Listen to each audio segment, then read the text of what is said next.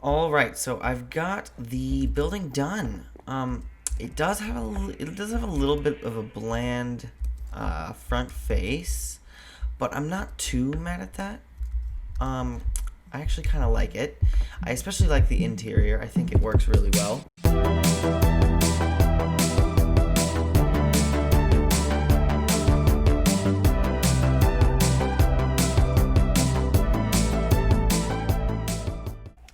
All right, everybody, welcome back home.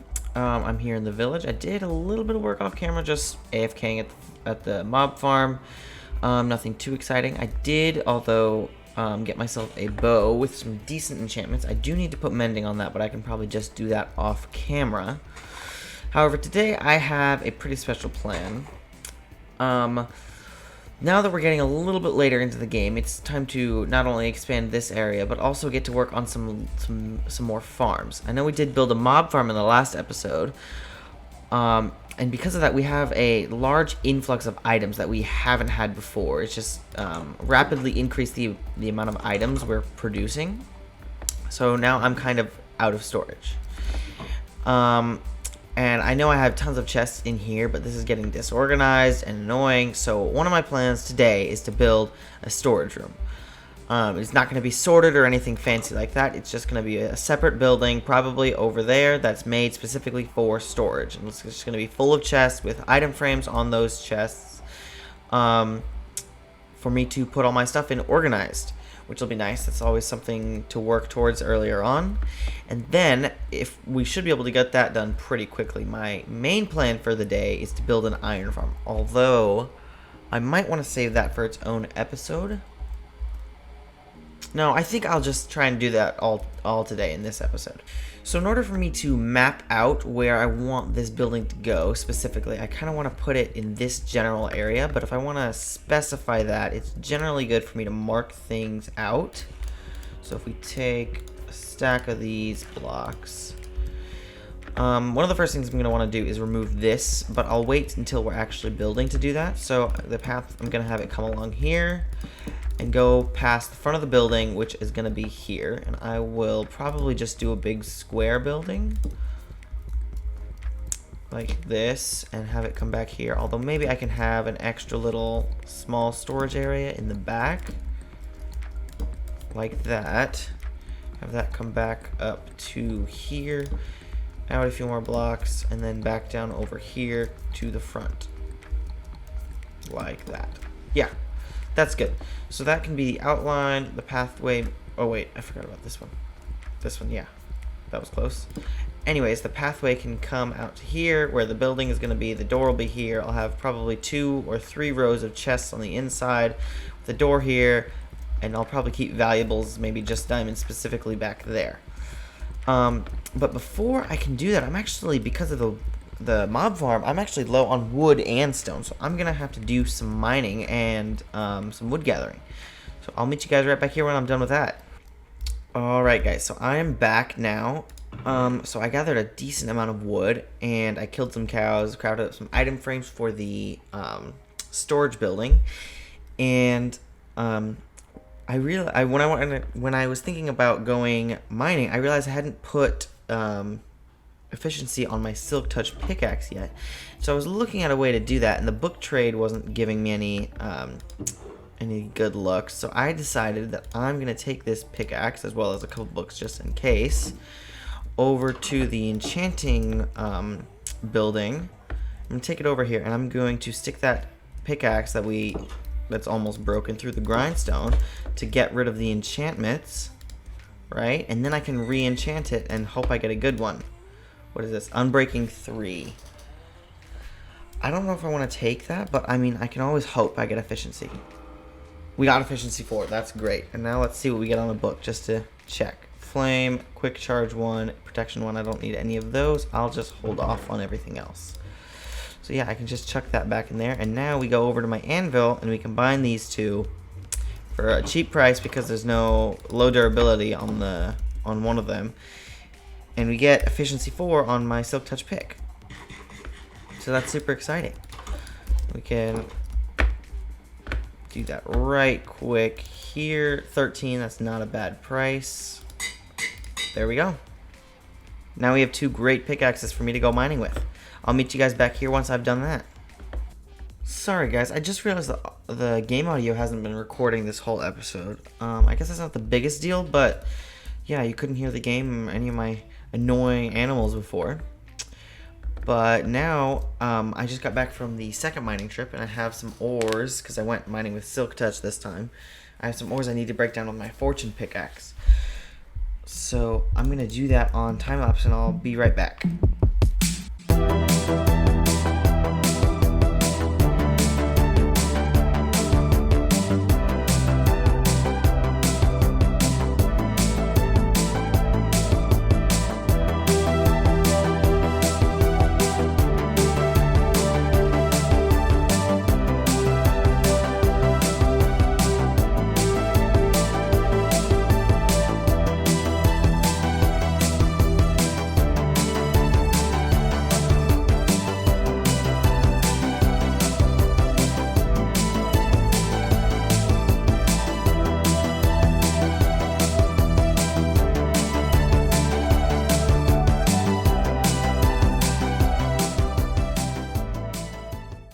Alright, so I've got all that broken down. I got the sand. I got a bunch of sand smelting over here to be windows for the building, and we are now ready to start building. So I'm gonna grab some wood, some stone and cobblestone, and some glass, and obviously the item frames. I think the first thing I'm gonna work on is obviously the floor. Ooh, I need oak too, yeah, because I'm gonna do oak floors like I have with the other buildings. So yeah, I will, I'll get over there and work on that. Alright guys, so I've been doing some work. I got a ton of building done. I'm not done with the building, but I've got some good ideas down so far. So this is what I have right now. I like the idea of having them set into the walls like this, and each row being one item or set of items, like maybe dirt or like cobblestone, and then the stairs, slabs, and other variations that go along with it. So I could do like cobblestone, then stone, other stone items. I could do iron, gold, or multiple different ores for just one row. Probably makes more sense at this stage. But I also had the idea of putting glowstone in the floor and then putting a big carpet down the middle that covers the whole thing. Like that. And I've never really used carpet in builds before, so this is all kind of new to me. So I'm kind of excited. I hope this looks good. I guess we'll find out then, huh? So I'm gonna get all these placed really quick. Alright, so I've got the building done. It does have a little bit of a bland front face, but I'm not too mad at that. I actually kind of like it. I especially like the interior. I think it works really well. But as you can see, I already got everything labeled. Well, most of them. I don't have all of these ones labeled. I labeled a few of them, but those are all the chests that I can sort of think of off the top of my head. I got all the stones, mob drops, woods. This will be random craftables, like that kind of stuff. This will be redstone and all that. These will be lighting blocks, and then other random things, as you can see here. Nothing super exciting. Anyways, yeah, so I'm gonna get all my stuff moved in. Alright everybody, so I'm back. I got everything moved in. I got all my items. I labeled these chests. They are what you can see here. I don't have a chest specifically for diamonds, but I'll probably just do one right here later on. It's not something I'm super worried about. I might end up just putting it in my ender chest. So yeah, I got everything I own moved into here except for, oh goodness, a spider. So that's something I actually want to fix right now, is the mobs coming in here. So I'm gonna actually, I think, triple carpet all of this. So we're gonna go down a few layers. And there's the dirt. And then I have the carpet in my inventory already, and we can just, like that.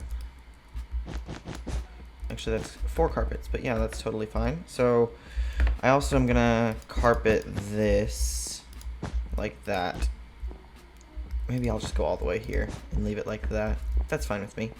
So yeah, that'll be the carpet here. It kind of looks weird, but mobs won't be able to go in through there, so I think it's worth it. And then I want to make sure I have light sources on the outside of the building too, so I'll probably just place a few on the outside for now, or on the front side I meant. Anyways, the next thing we got to do is I have to get this pathway in place that goes from there over to this place.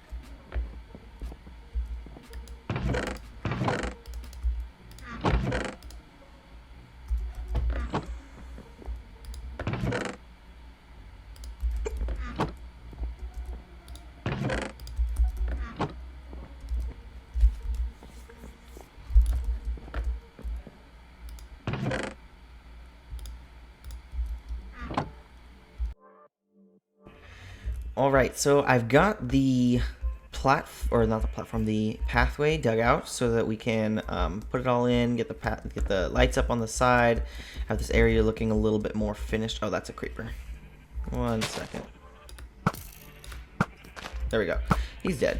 Cool. So, yeah, I'm going to start placing this pathway. I'm going to do the same exact design I've done here with the stone bricks, polished andesite, stone, and chiseled stone bricks. I think that's what they're called. Yeah, chiseled stone bricks. So I'm going to go ahead and get that in, and I'll meet you guys right back here.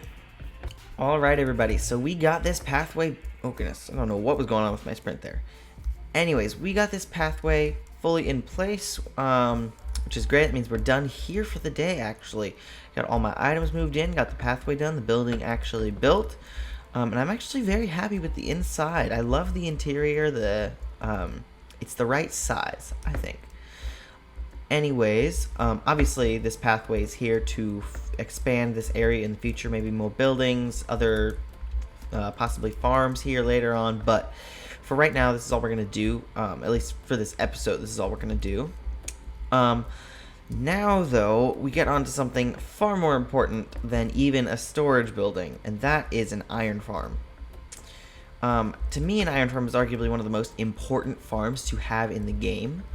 Not only because of all the amazing things you can do with iron, like hoppers, minecart rails for more farms, or obviously early game tools, all sorts of other things that you can do with it. But also because I like to use iron as an industrial looking building block, and I like to do a lot of redstone on iron blocks as well. And it's very nice to have a lot of iron. At least for me, I absolutely love having tons of iron. In the other section of this world that I have played in for a while now, I have chests upon chests of iron blocks, and that's just from a single villager, single cell iron farm, which I'm planning on copying the design here, so I can have an iron farm here and get plenty of resources up here as well. So that's what we're going to work on right now. Alright everybody, so here we are in the industrial area underneath the mob farm. So now we have to put up a villager breeder, and I want to put it up on this side just so I can get the villagers over here more easily. And I'm probably going to build the iron farm not far from there. I'll probably build the villager breeder here in this general area across here, and the iron farm over in this area over here, maybe over this pond and a little bit stretched out, just however much space it takes up in this general area, with the villager breeder right next to it. So that is my plan currently. That's what I want to get done before the end of this episode. So we'll see how fast we can do that. Anyways, I already have my inventory fully ready to build this thing, so I'm going to go ahead and get to work on that. Alright, so we got the villager breeder completely built up. It was not difficult, really at all. Oh goodness, I realized I still have hitboxes on. Let me change that. There we go. So, this is the villager breeder. How it works is the farmer villager, he collects the carrots that are growing, gives them to the other villager. They have a baby, and the reason why the baby is harvested, per se, I guess you could say that. It tries to walk over these two trapdoors to come jump on the beds here, because you often see baby villagers doing that. That's something that they pathfind to do. So he tries to pathfind there, he falls in the water, and then gets stored here until he grows up, at which point he goes up here, and they all go to this corner exactly. And then I have a minecart in here. I can just press the button, but I don't have the rails in yet, but I will do that shortly. I didn't have the inventory space to bring the rails as well as everything else with me. Anyways, this farm is actually done. So you can see that I have the platform in where I brought the villagers on boats over to here. But I was originally going to do the two Fletcher villagers who I traded with before. But because I traded with them already, one of them couldn't become a farmer to run this farm. So I had to get new villagers in order to make the farm, which I did. Luckily, I found some in the houses hiding out. So it was not too difficult to just get them up where I had the boats. And I went ahead and did that, and I got them over here. So we do still have our villagers over there to trade with and get another mending book for my bow at some point. But now I think what I'm going to do is I'm going to make a run home, finish up this railway, and then come back here, get a few villagers breeding up as I build up the iron farm, and then put the villagers into the iron farm. Alright everybody, so now that we got the villager breeder done, it made getting this iron farm done much easier. The villagers, I had 3 of them ready to go before I was even done building the farm, which was super nice. I built everything up, then I put the villagers, then I did the zombie, and everything's working great. We're getting iron. Yeah, that's already almost a stack of iron that I've gotten just in the last couple of minutes since it's been done. But there's something I gotta say before we end this episode. I want to give a huge shout out to LogicalGeekBoy. He's the one who actually designed both of these farms. The villager breeder and the iron farm. Both here were videos that I watched from his YouTube channel, his tutorials. So I would definitely recommend giving his channel, or at least checking out his channel. He makes a lot of great videos that I like to watch, so maybe you guys would like to watch it too.